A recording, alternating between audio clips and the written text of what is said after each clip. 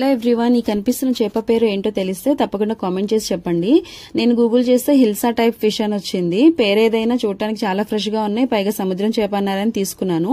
Actually ఇవి ఇలాంటి చిన్న చేపలు మా విలేజ్ సైడ్ ఇప్పుడు వర్షాకాలంలో కాలువలో పడతారనమాట. వాటిని మేము చిత్రాలు అంటాము. టేస్ట్ అయితే చాలా బాగుంటది. అసలు చిన్న చేపల్ని ఎప్పుడైనా ఇలా సింపుల్ గా కలిపి పెట్టుకుంటే చాలా టేస్టీగా ఉంటుంది. నేను కొన్ని ఫ్రై కోసం తీసి మిగిలిన వాటిలో ఉల్లిపాయ ముక్కలు, అల్లం వెల్లిపాయ పేస్ట్, ఉప్పు, కారం, పసుపు, కొద్దిగా ధనియాల పొడి వేసి సరిపడా ఆయిల్ కూడా వేసుకుని బాగా కలుపుకోవాలి.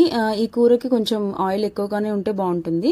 తర్వాత 5-6 పచ్చిమిర్చి చీలికలు కూడా వేసుకుని సిమ్ లో పెట్టి ఒక 5 మినిట్స్ మగ్గనివ్వాలి. తీసి చూస్తే అసలు గుమగుమలాడుతూ ఎంత మంచి స్మెల్ వస్తుంది. ఎందుకంటే ఫ్రెష్ గా నూరుకున్న అల్లం వెల్లుల్లిపాయ పేస్ట్ వేసుకోవాలన్నమాట ఇలాంటి కర్రీస్ లో.